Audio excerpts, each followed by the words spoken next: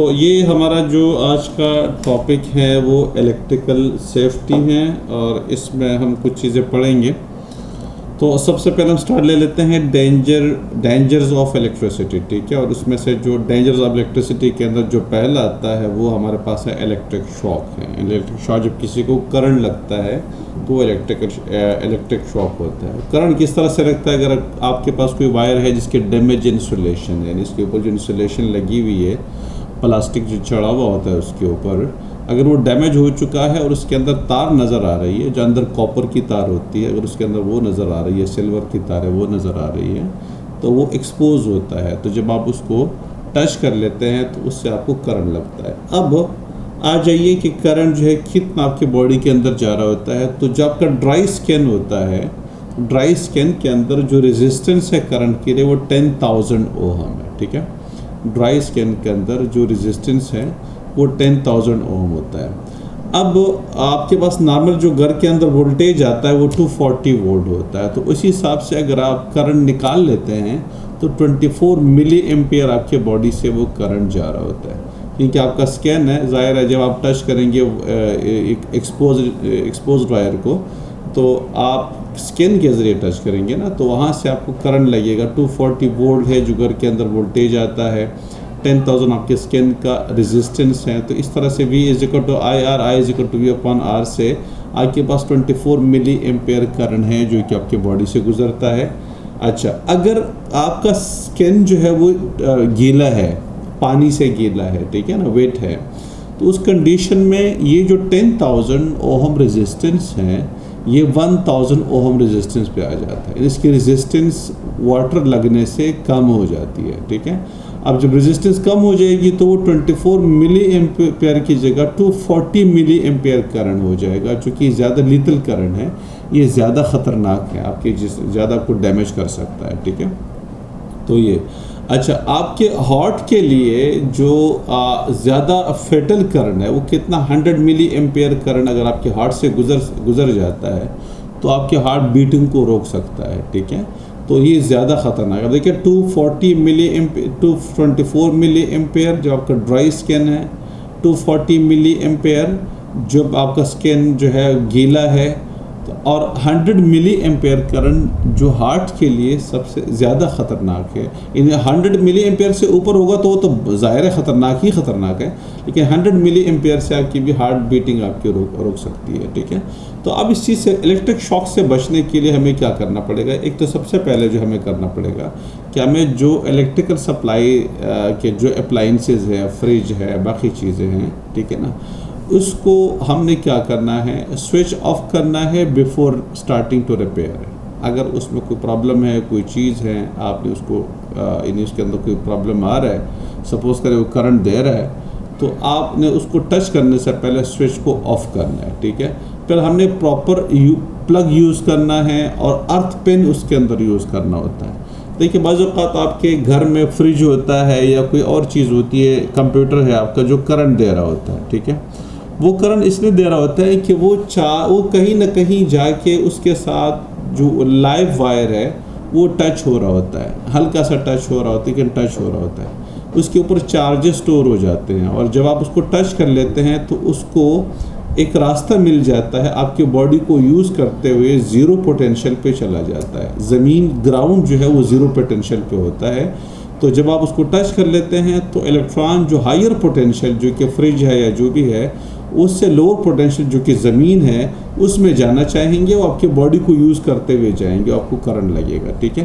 तो इसलिए अगर आप पहले से उसको अर्थ कर दें, यानी उस फ्रिज को या टीवी को या कोई और डिवाइस है जैसे इस्त्री है या कोई और चीज़ है, उसको अर्तन कर दे। अर्तन का मतलब ये कि आपको एक तार लेके, जैसे मिसाल आपके घर के अंदर फ्रिज पड़ा हुआ है तो आप क्या करें, इसके बॉडी के साथ एक तार लगा के ज़मीन के साथ उस तार को टच करें। ज़मीन के अंदर कोई कील है, कोई चीज़ है, उसके साथ उसको लगा दें, लोहा है उसके साथ उसको टच करें।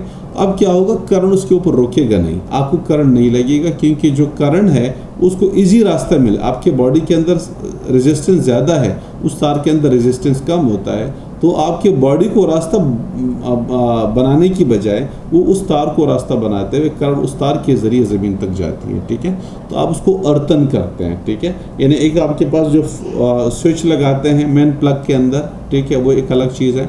और एक आप वैसे ही एक तार उस फ्रिज के बॉडी के साथ या टीवी या कंप्यूटर है उसके बॉडी के साथ मतलब कनेक्ट करके उसको ज़मीन के साथ कनेक्ट कर दें। ज़मीन में कोई कील होगा, कोई चीज़ होगी, ज़ाहिर है दीवार के अंदर कोई कील है, कोई इस तरह की चीज़ है, उसके साथ टच करें तो अब आपकी बॉडी की बजाय वो करंट जो मतलब आ रहा है वो करंट उस तार के ज़रिए ज़मीन की तरफ जाएगा, ठीक है। ज़मीन एक्चुअली ज़ीरो पोटेंशियल होता है, लोअर पोटेंशियल है, तो इसलिए वो हायर पोटेंशियल से जो इलेक्ट्रॉन्स होते हैं वो लोअर पोटेंशियल की तरफ यानी ज़मीन की तरफ जाएंगे, वो आपकी बॉडी को यूज़ करेंगे। तो अगर आपने तार लगाई हुई है, अर्तन किया हुआ है, तो वो आपके बॉडी की बजाय उस तार से वो करंट जाएगा, ठीक है। एक तो ये चीज़ है।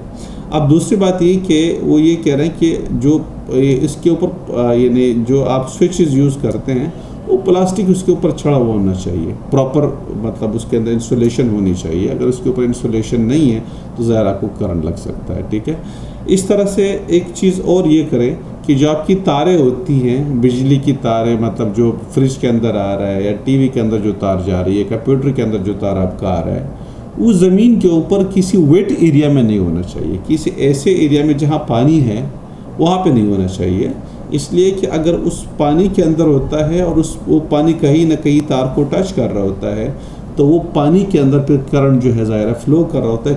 पानी बजाते खुद एक अच्छा कंडक्टर नहीं है, बैड कंडक्टर है, लेकिन पानी के अंदर चूँकि सॉल्ट्स मिले होते हैं, मिनरल्स वगैरह मिले हुए होते हैं जो कि इलेक्ट्रोलाइट होते हैं, इसलिए पानी को इलेक्ट्रोलाइट बना देता है और फिर उसके ज़रिए करंट लग सकता है, ठीक है। तो ये तो इलेक्ट्रिक शॉक्स हैं जो कि इंसान को मतलब ये लग सकता है, इसके रीज़न यही हैं और उससे बचने के लिए क्या इक़दाम आप कर सकते हैं, ठीक है। नंबर 4 कहते हैं कि do not have long cables trailing across a room under a carpet that is walked over regularly. अभी देखिए बाज़ लोग मैंने देखे हमें कि वो कोई तार है मिसाल के तौर पे एक जगह सेटिंग अरेंजमेंट एक जगह पे है और टीवी किसी सामने लगा हुआ है। अब उस स्विच के चूँकि स्विच होता नहीं है टीवी के पास तो वो तार को कारपेट के नीचे बिछा देते हैं। अब उसके ऊपर ज़ाहिर है बार बार मूव कारपेट के ऊपर तो लोग चल रहे होते हैं, बैठ रहे होते हैं, उसकी वजह से उसकी इंसुलेशन डैमेज हो जाती है। उस तार की जो इंसुलेशन है वो डैमेज हो जाती है और वो एक्सपोज हो जाती है। जो तार उसके अंदर इंसुलेशन के अंदर जो वायर जो कॉपर है या जो सिल्वर है वो एक्सपोज हो जाता है और वो आपको इलेक्ट्रिक शॉक दे सकता है, ठीक है। तो जो इन केस ऑफ इलेक्ट्रिक अब मिसाल के तौर पे ये होता है कि सबसे पहले इलेक्ट्रिक शॉक किस वजह से लगता है ये रीज़न्स बता दिए उन्होंने, ठीक है। दूसरी बात फिर हम उसको अगर कोई चीज़ रिपेयर करना चाहते हैं, मिसाल के तौर पे टीवी को खोलना चाहते हैं, रिपेयर करना चाहते हैं, कुछ और करना चाहते हैं तो पहले क्या करना चाहिए वो सारी चीज़ उन्होंने बता दिए। अब तीसरी चीज़ ये है कि अगर किसी को इलेक्ट्रिक शॉक हो जाता है, किसी को करंट लगता है तो फिर उसे क्या करना चाहिए। तो सबसे पहले इम्पॉर्टेंट चीज़ ये है कि अगर मिसाल के तौर पे अगर किसी को करंट लगता है तो फ़ौरन आप मेन स्विच बंद कर दें, ठीक है। जहाँ से करंट लगा हुआ है, एक तो ये मिसाल के तौर पे अगर कोई लोकल स्विच है, अंदर बटन है कोई, तो बटन बंद कर दें। या फिर ये है कि अगर आपको समझ नहीं आया तो फ़ौरन जाके मेन स्विच बंद कर दें, ठीक है। तो इससे क्या होगा, सप्लाई बंद हो जाएगी, उसको करंट जो है उसको जो करंट लग रहा होता है वो स्टॉप हो जाएगा। नंबर 1 चीज़। सेकंड ये है कि मिसाल के तौर पे आप किसी मेडिकल असिस्टेंस के लिए, जैसे कि जिस बंदे को करंट लग गया और ज़्यादा ख़तरनाक हो गया तो फ़ौरन किसी डॉक्टर के पास उसको पहुंचा दें, हॉस्पिटल पहुंचा दें। लेकिन एक चीज़ और हो सकती है, अक्सर करंट लगने से अगर ज़्यादा करंट लग सकता है और करंट हार्ट में से गुजरता है तो फिर आपने उसका नब्ज़ चेक करना है, उसकी हार्ट बीटिंग चेक करनी है। अगर उसकी हार्ट बीटिंग या सांस वो नहीं ले रहा और हार्ट बीटिंग रुकी हुई है तो फिर आप फ़ौरन क्या करें उसके लिए, यानी क्या कहते हैं कि उसको एक ख़ास चीज़ होती है, इसको कार्डियो पल्मोनरी रिससिटेशन कहते हैं उसको, ठीक है। CPR जिसको हम कहते हैं, CPR का मतलब यानी कार्डियो पल्मोनरी रिससिटेशन। अब वो ये करते हैं कि आप उसके सीने के ऊपर दोनों हाथ रख के उसको पुश कर देते हैं। दबा देते हैं, ज़ोर ज़ोर से उसको जो पुश कर लेते हैं। और ये कितना 1 मिनट में 100 टाइम्स होना चाहिए। उसके जो रेट है ना कि आप 1 मिनट के अंदर 100 टाइम्स उसके सीने को नीचे की तरफ दबाते जाएं, ताकि जो सप्लाई दिमाग की तरफ ब्लड की जो सप्लाई है जो रुकी हुई है हार्ट बीटिंग के रोकने की वजह से, वो आप मसनूई तौर पे उसको कंटिन्यू करें। यानी जब आप हार्ट उसको चेस्ट को दबाएंगे तो हार्ट दब जाएगा। हार्ट जब दबेगा तो ब्लड जो है पुश करेगा आपके दिमाग में और बाकी बॉडी के अंदर।